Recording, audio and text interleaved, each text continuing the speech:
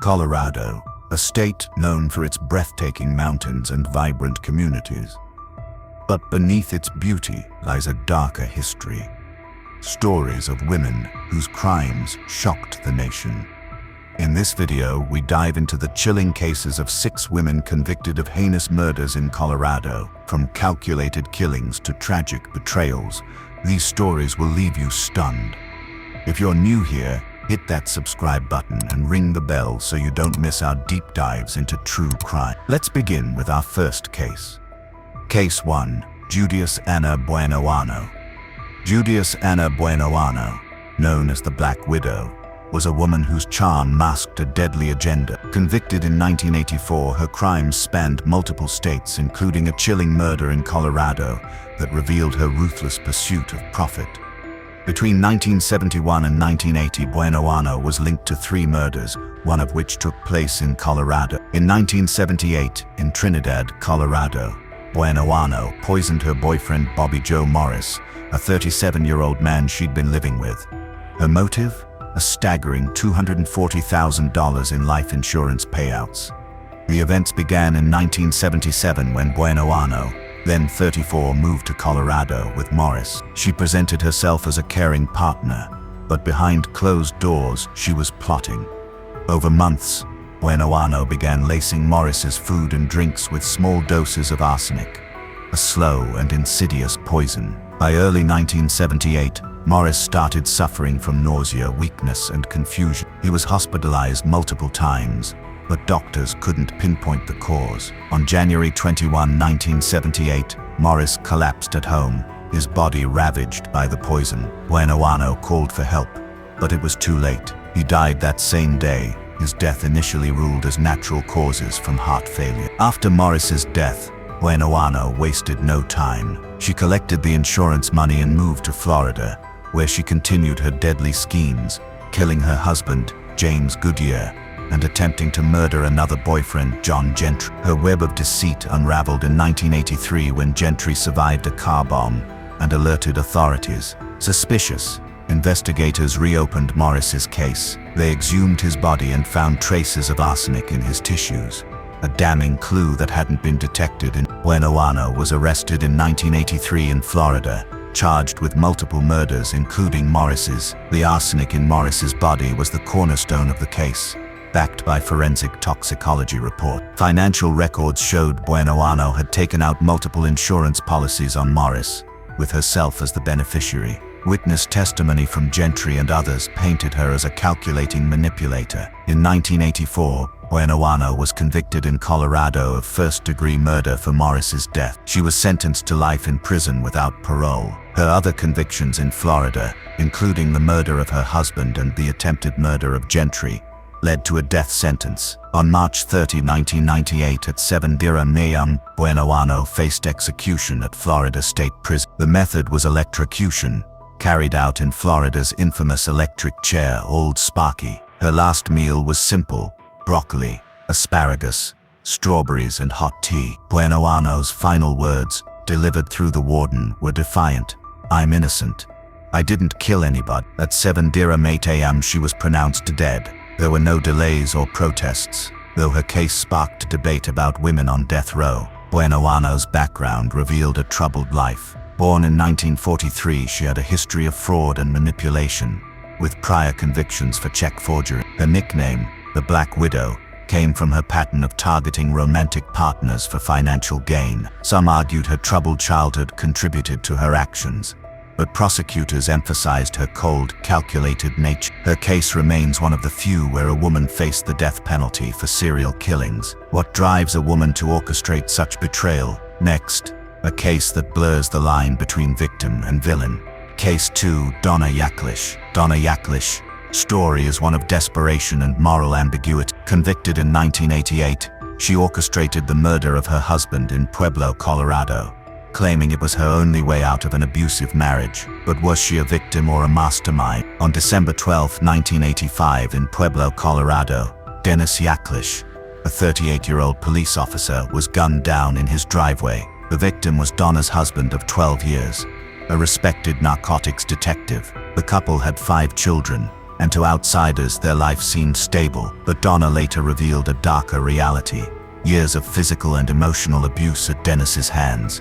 In 1985, Donna, then 35, felt trapped. She claimed Dennis's steroid use fueled his violent outbursts, leaving her bruised and terrified. Desperate, she turned to brothers Edward and Charles Greenwell, local petty criminals. Donna paid them $45,000, allegedly from Dennis's life insurance savings, to kill him. On the night of December 12, Donna ensured Dennis would be home late from his shift. As he stepped out of his truck at 1:30 a.m., the Greenwell brothers ambushed him, firing multiple shotgun blasts. Dennis collapsed in the snow, dead from wounds to his chest and head. After the murder, Donna played the grieving widow, calling 911 in hysterics. She collected $250,000 in life insurance and attempted to move on, but suspicions arose when investigators learned of her payments to the Greenwells. Edward Greenwell, facing unrelated charges, confessed to the plot in 1987, implicating Donna as the mastermind. She was arrested in March 1987 at her Pueblo home,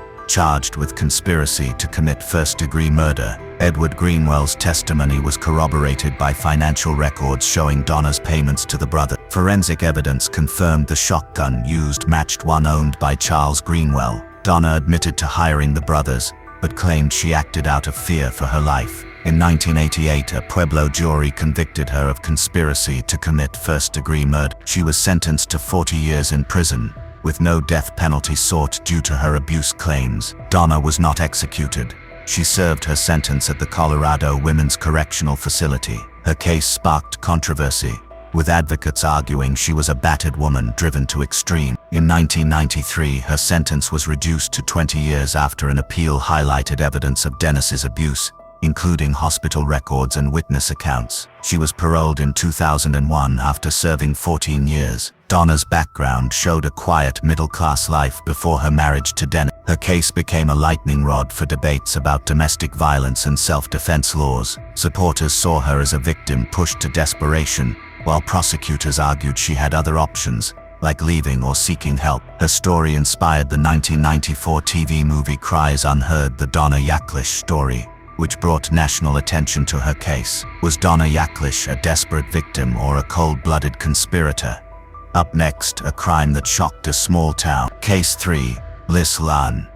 Lisl Auman's case is a lightning rod for debate, raising questions about guilt and responsibility. Convicted in 1998 for a murder she didn't directly commit, her story unfolds in Denver, Colorado, and centers on a tragic chain of events that left a police officer dead. On November 12, 1997, in Denver, Colorado, 23-year-old Lisl Auman was implicated in the murder of 36-year-old Denver police officer Bruce Vander Jacht. The crime stemmed from a botched burglary and a high-stakes police chase. Auman, a young woman with no prior violent record, had recently ended a relationship with her boyfriend Dion Gersey. On November 11, Auman and Gersey, along with friends Sean Cheever, Demetria Soriano, and Matthias Janig, a volatile ex-convict, planned to retrieve Auman's belongings from a condo she'd shared with Gersey in Douglas County. The group broke into the condo, stealing electronics, clothing, and other items.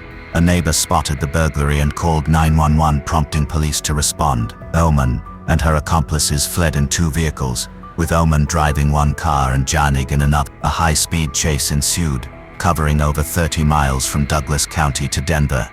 Around 6:00 p.m., police cornered Janig at a Denver apartment complex. Auman, already apprehended and handcuffed in a police car, was out of the action. Janig, however, opened fire with a semi-automatic rifle, fatally shooting Officer Vander Jacht in the chest. Janig then turned the gun on himself, dying by suicide. Auman was already in custody at the time of the shooting, handcuffed and seated in a patrol car. She cooperated with police, admitting her role in the burglary, but denying any intent to harm anyone. Despite this, she was charged with felony murder, a Colorado law that holds accomplices liable for deaths caused during certain crimes, even if they didn't pull the trigger. Auman was arrested on November 12, 1997, at the scene in Denver.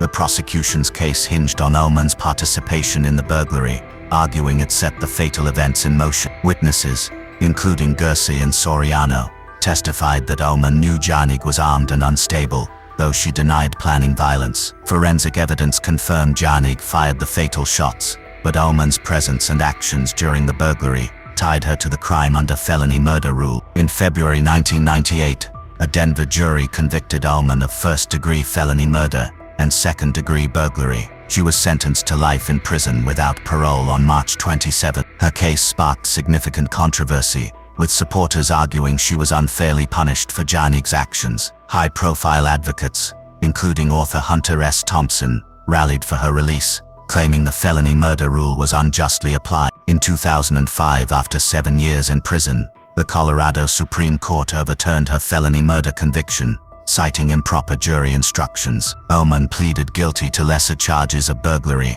and accessory to murder, receiving a 20-year sentence. With time served, she was paroled. Auman, born in 1974, had no criminal history before this case, working as a waitress and struggling with personal issues, including a turbulent relationship with Gersey. Her case fueled debates about Colorado's felony murder statute, with critics arguing it disproportionately punished accomplices. Public support, including rallies and media coverage, highlighted her as a symbol of judicial overreach. Was Lisl Auman a victim of circumstance, or a willing participant? Next, a woman driven by passion and betrayal. Case 4. Jennifer Reali. Jennifer Reali, dubbed the Fatal Attraction Killer, committed a crime of passion that stunned Colorado Springs. Convicted in 1991, her story is one of manipulation, infidelity, and a murder that shattered a family. On September 12, 1919, in Colorado Springs, Jennifer Reali, then 28, shot and killed 34-year-old Diane Hood, the wife of her lover, Brian Hood. The crime took place outside a lupus support group meeting at a community center. Reali, a mother of 2, had been drawn into an extramarital affair with Brian, a charismatic insurance agent. Brian manipulated Reali, claiming Diane was unfaithful and that her death would free them to be together. Reali, deeply infatuated, agreed to his plan. On the evening of September 12, Reali prepared meticulously. She donned a ski mask, gloves, and dark clothing, arming herself with a .45 caliber handgun Brian had provided. She drove to the community center, where Diane, a beloved mother of 3, was attending her support group. At 8:45 p.m., as Diane walked to her car, Reali approached from the shadows. She fired 3 shots, hitting Diane in the chest and abdomen. Diane collapsed, bleeding heavily, and died minutes later before paramedics could save her. After the shooting, Reali fled the scene, disposing of the ski mask and gloves in a nearby dumpster. She returned to her normal life, attending church and caring for her children, while Brian Hood played the grieving widower. Suspicion arose when police interviewed Brian, whose inconsistent alibi raised red flags. Under pressure,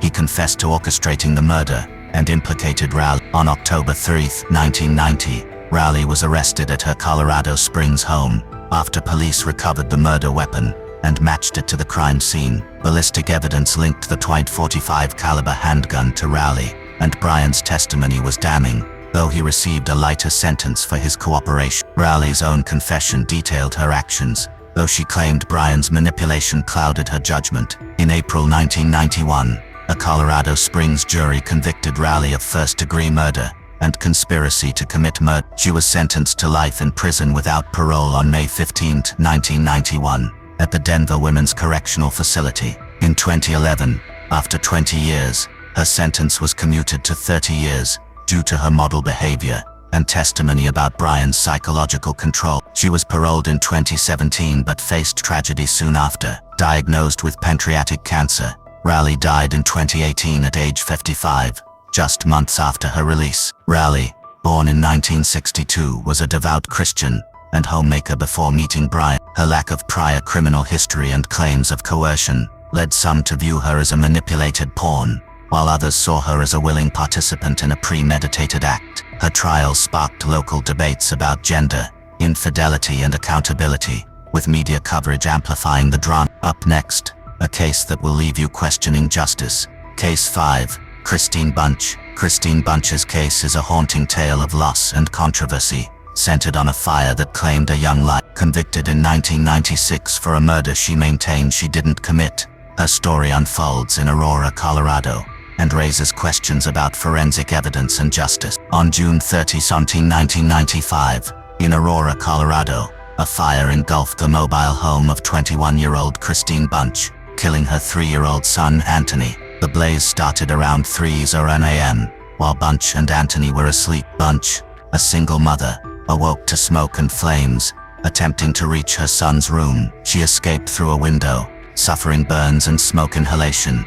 But firefighters couldn't save Anthony, who died of smoke inhalation and burn. Investigators initially ruled the fire accidental, but suspicion turned to arson after an ATF agent detected traces of an accelerant, liquid fuel, in the living room. The prosecution claimed Bunch deliberately set the fire to kill her son, alleging she was overwhelmed by motherhood and financial struggles. They argued she poured fuel in the living room, ignited it with a lighter, and fled, leaving Anthony trapped. The fire's rapid spread, they said, pointed to intentional arson. Bunch denied the accusations, insisting she tried to save her son and that the fire's cause was unclear. After the fire, Bunch was hospitalized for her injuries and cooperated with investigators, giving tearful statements about her failed rescue attempt.